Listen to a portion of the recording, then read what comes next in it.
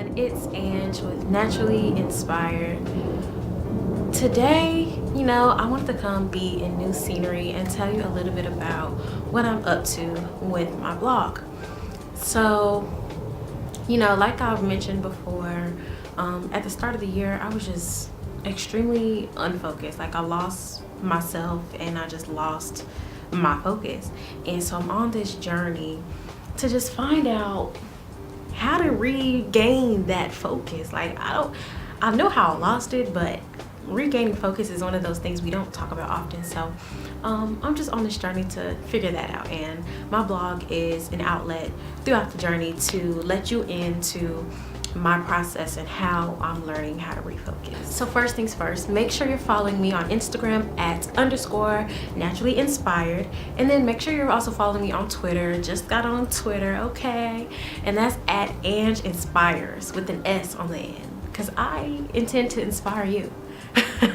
Okay, now let's get right into it. So today I am at this park down the street from my house. Like I grew up at this park, so I'm very comfortable here, but I haven't been in a while, and I really just wanted to be with nature today. I don't know, the spirit just kind of led me here.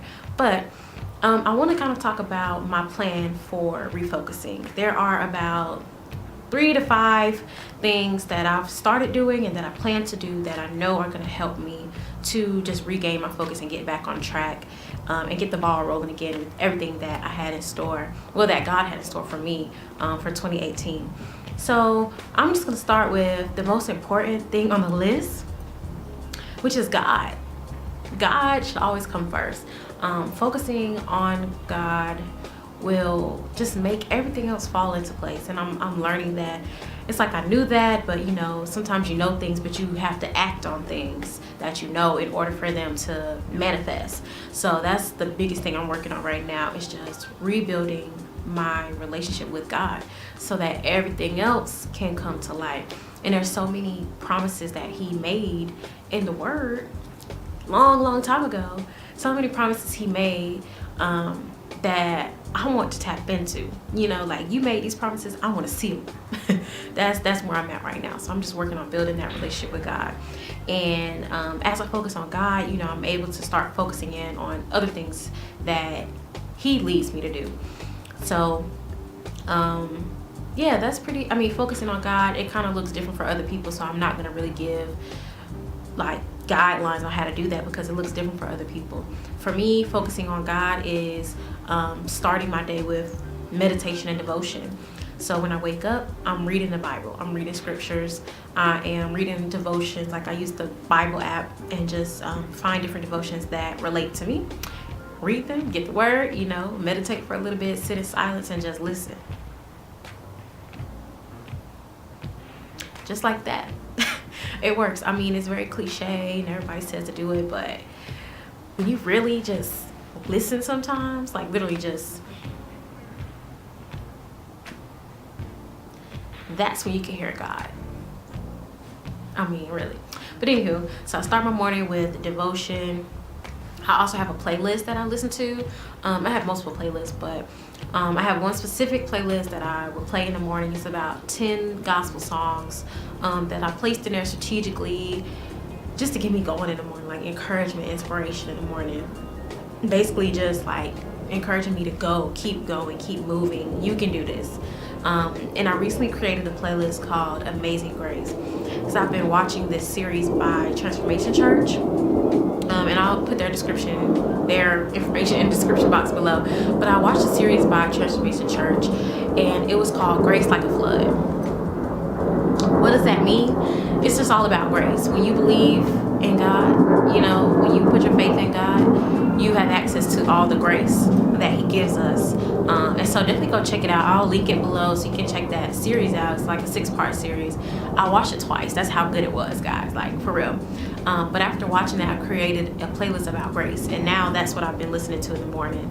It's about like an hour, and that one, I think it's about 10 songs. I'm not sure, but those songs are strategically placed to remind me that grace is real, and every day I receive new grace.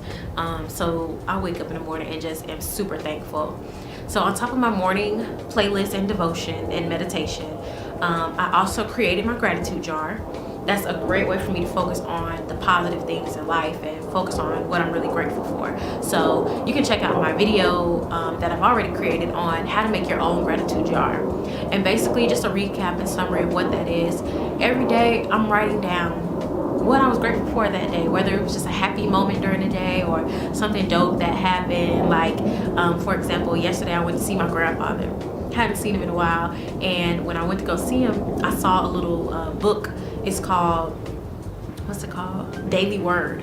And it's 365 days of inspirational words. And then they're set up like affirmations, so you can read them in the tense of sorry, I thought I heard something.